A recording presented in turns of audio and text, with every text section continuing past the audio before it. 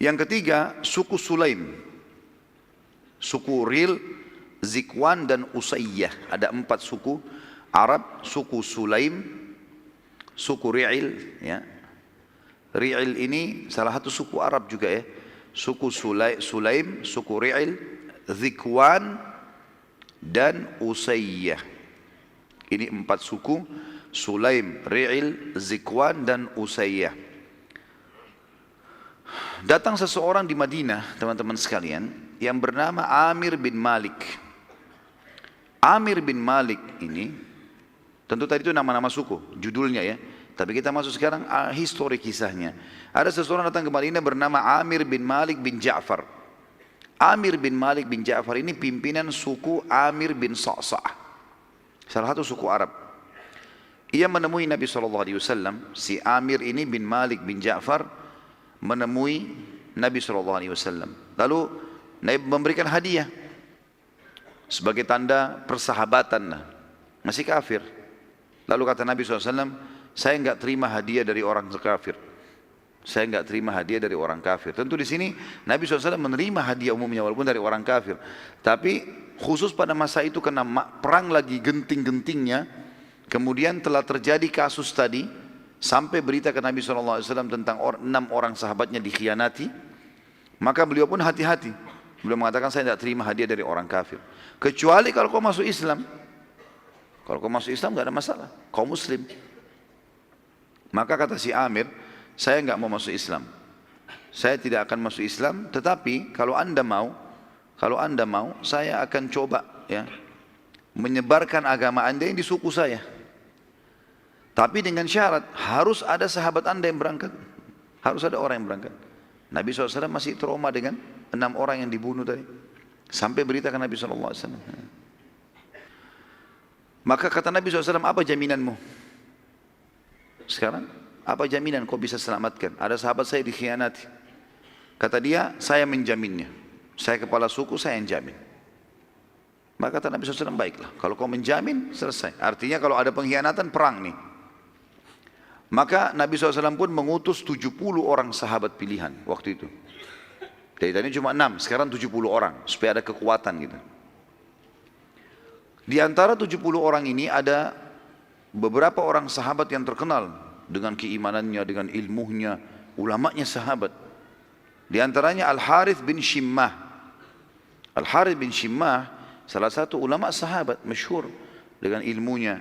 Ini salah satunya, ada mungkin 6-7 orang ini diantaranya sahabat semua mulia tentu, tapi ini 7 orang, 6 orang ini orang-orang yang sangat tinggi ilmunya.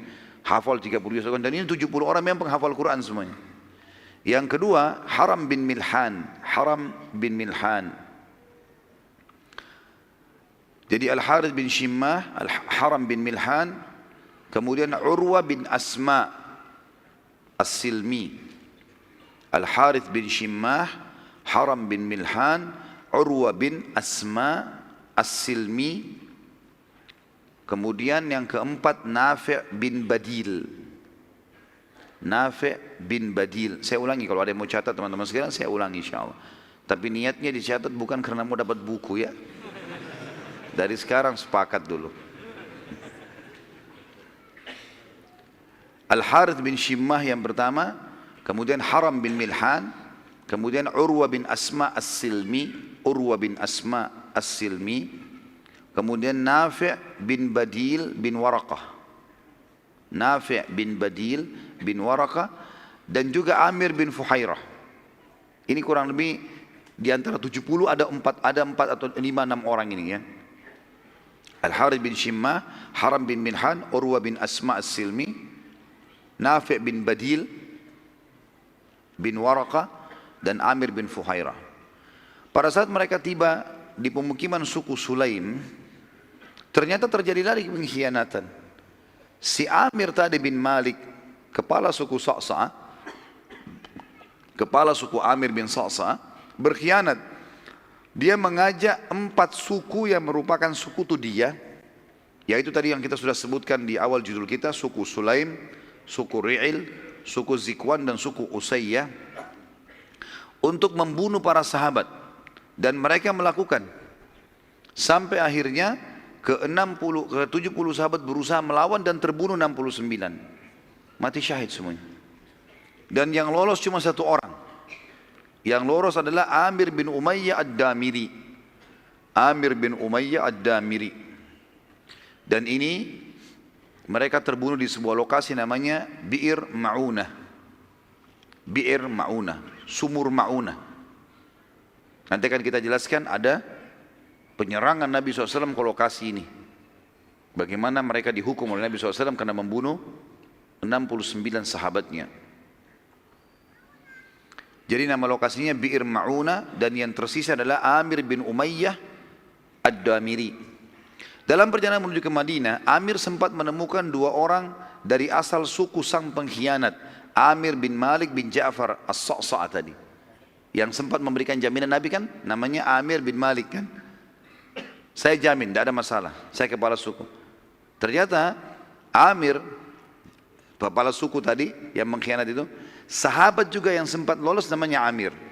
Sahabat si Amir ini, waktu dia menuju ke Madinah pulang, dia temukan ada dua orang dari sukunya si Amir pengkhianat tadi. Lagi lewat. Maka sahabat yang mulia Amir bin Umayyah membunuh dua orang itu. Sebagai balasan. Karena dia tahu ini dari suku Amir bin Sa'sa. Ini sama, pengkhianat juga ini. Dia pikir semua suku itu pasti pengkhianat. Padahal sebenarnya yang berkhianat cuma kepala sukunya saja. Pada saat Nabi SAW mendengar cerita tersebut, maka Nabi SAW berkata, wahai Amir, masalah kasus pengkhianatan kepala suku mereka, Amir tadi bin Malik, ini dianya yang salah. Dan yang akan kita hukum dia berikut 4 suku yang mendukungnya tadi.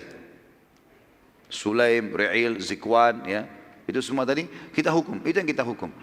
Jadi 2 orang yang kamu bunuh, kita akan bayar diyahnya.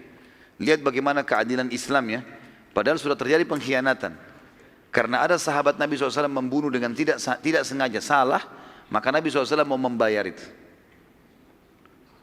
Lalu Nabi SAW sempat melakukan pada saat itu kunut nazilah sebulan. Subuh, duhur, asar, maghrib, isya membaca kunut. Semuanya memohon kepada Allah agar keempat suku ini dibinasakan oleh Allah selama sebulan penuh. Dan di sini keluar sebuah hukum tentang adanya kunut nazilah, di mana pada saat muslimin terdesak, ada masalah yang mereka hadapi, mereka boleh memohon kepada Allah agar diberikan kemenangan. Dan pada saat itu Allah Subhanahu wa taala mengabulkan doa Nabi SAW sehingga keempat suku itu terkutuk dan mereka akhirnya banyak yang binasa dan ditimpa banyak penyakit. Ya.